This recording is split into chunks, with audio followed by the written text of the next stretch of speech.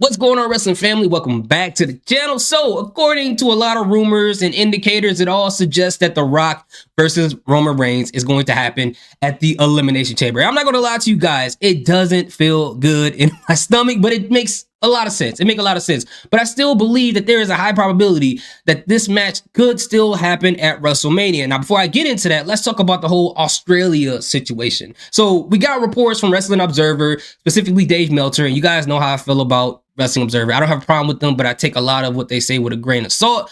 He's saying that Australia had requested that The Rock would show up at Australia. Now, if we think about where Elimination Chamber is being held, it's in Perth. Okay, Perth, okay, in Australia. And we just had a Wild Rock just show up on TV. So we put two and two together, use common sense. Then yeah, The Rock is going to show up at Elimination Chamber in Perth. That's what it makes all the sense in the world. But if you read more about what Dave Meltzer said, it says that they made the request. That doesn't mean it's anything official. Now, most of us can just believe that, it's they're hiding under wraps, and that could be the case. But we really have to think about, let's say that what he's saying is true. It doesn't say that The Rock has to have a match at Elimination Chamber. He can be there on any level of capacity if these things are true. He can be there to address the people at Perth. He can have a squash match against somebody. He can have a tag team match. And ultimately, yes, he can still have this match with Roman Reigns at the Elimination Chamber. So it doesn't necessarily rule out the fact that it can happen at WrestleMania. And I know most people who are Cody fans like myself were thinking, what about the story? How are we going to finish the story if they're having a match at WrestleMania? I will get into that, and I'll talk about the Super Saiyan Pastor Cody Rhodes in a little bit. But let's talk about how this makes business sense for it to happen at WrestleMania, guys. All right, so let's think about this. Now, I'm just going to say the most obvious thing. When it comes to WrestleMania, the goal is to have the biggest wrestling show of the year. Not only that, but have the biggest WrestleMania ever. And the way to do that is to have big money matches. Now, obviously, The Rock versus Roman Reigns is a big money match, especially for us fans who've been waiting for a match. This has been a dream match between The Rock and Roman Reigns. And this would be cool because we saw The Rock versus Hulk Hogan, so he's kind of like a rite of passage with these passes of the torch type of things for the past two generations. So for us, it'd get us excited to watch this. And people who stopped watching wrestling and feel like, I don't watch wrestling anymore, there's no Stone Cold Steve Austin, there's no Rock. Well, we got The Rock. So what you waiting on? Bring your eyeballs to the screen, okay? That brings them back and adds more Peacock subscribers, even if it's temporarily, if they're using alternative Gmail addresses, whatever the case may be. But you get more viewers for Peacock, which adds more money to the pockets of WWE. Now, that makes all the sense in the world, and that would be a fantastic thing to be a main event at WWE. I'm not sure what that sound was for WWE. Now, the other side of the business that I feel like a lot of people hasn't really talked about is that this makes a lot of business sense for The Rock, right? Now, let's think about this, guys. What has The Rock been promoting as of lately? The UFL, which is a merger between the XFL and the USFL to create this alternative football brand of the NFL, which is a great thing. I watched it last year. I watched both the XFL. I was in the USFL. I was an LA Wildcats fan and things like that. That's neither here nor there. But this will be great for him because their inaugural games are at the end of March, guys. The end of March. When is WrestleMania?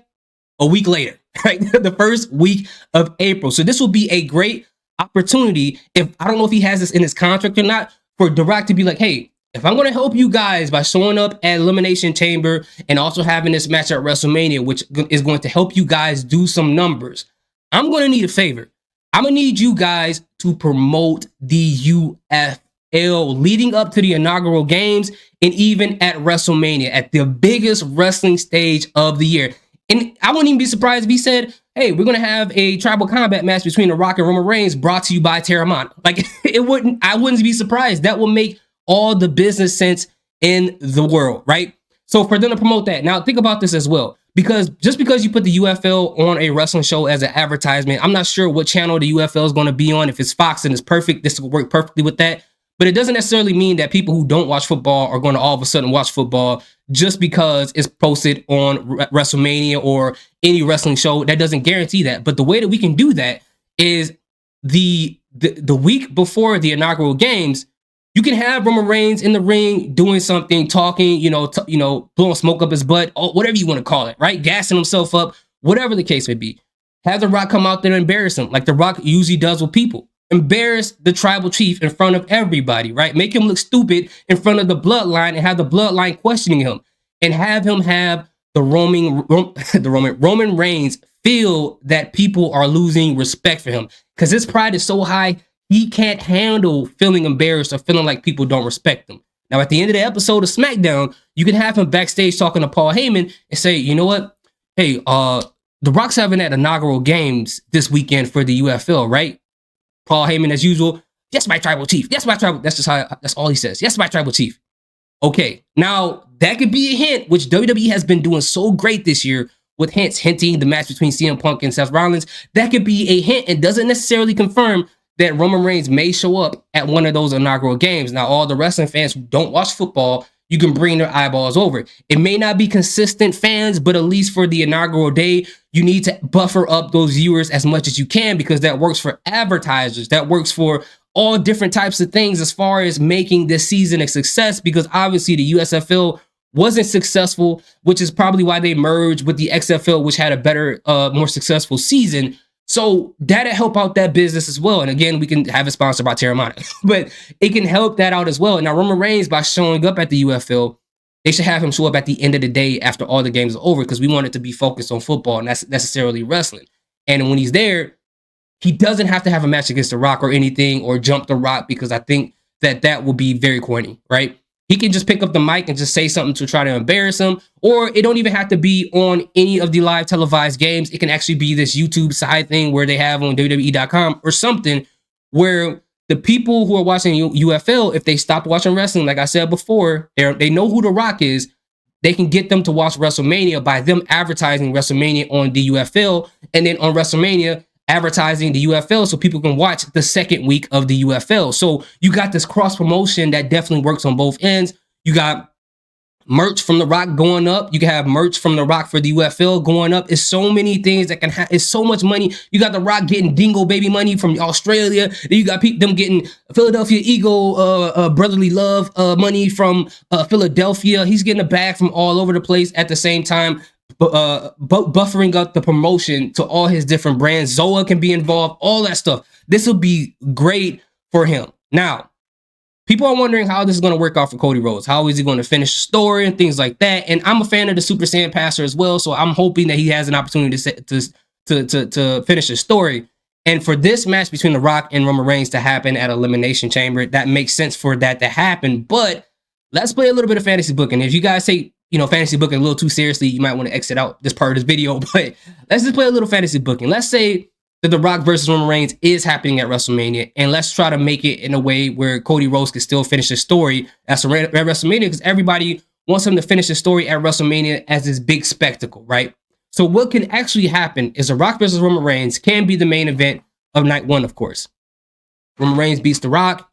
Let's say, because I don't think The Rock's going to win, and if he does, maybe he'll have a short run, and maybe, I don't know, Damian Priest will cash in. But let's say Roman Reigns beats The Rock, right?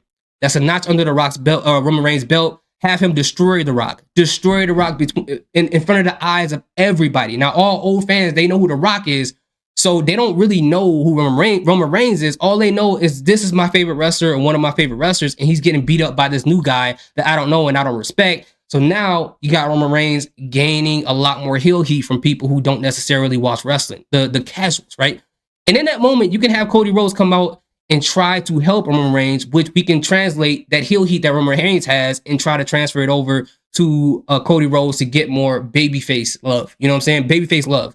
And Cody Rhodes can win the Elimination Chamber, which makes him the #1 contender. Now, what could happen is Roman Reigns could say, I already got this match with The Rock book. I already got this match here booked and things like that. You're gonna have to wait at the back of the line, and who knows, after I beat The Rock, I don't know when I'm coming back, so you might be waiting a long time. Now, Cody Rhodes being pissed off at the fact that Roman Reigns beat up The Rock so bad, he can go up to one of the, or this could happen before any of that happens. He can go up to one of the managers and say, hey, I have a #1 contendership. I feel like that I should be able to exercise that at when I want to have the opportunity. This isn't right. So the manager could tell Roman Reigns, hey, Cody Rhodes has told us that he wants to have that match against you at WrestleMania, but is there a way that he can have it earlier? And Roman Reigns could say, you know what? I don't mind having that match, but under one condition. He has to have a handicap match at the beginning of the show. And if he wins that match, he gets to have that match against me at night 2. Now, if he loses that match, he forgoes his #1 contendership, and he can never challenge me for the title ever again. It's over. It's done with. He can't do it anymore. And he has to agree with that. Now, Cody Rhodes agreeing to that, don't even know what he's about to get into. So night 2, at the beginning of the show, he can have the handicap match. I don't know if it's going to be 2-on-1, 3-on-1, whatever the case may be. But the reason why this will work out, because Cody Rhodes represents fighting and clawing and taking bruises to get to where he needs to go to. I mean, the whole feud with Brock Lesnar showed us that's the core of who he is, having that vigor and that will and that toughness to fight through to get what he wants to, and it shows how bad he really wants to finish this story.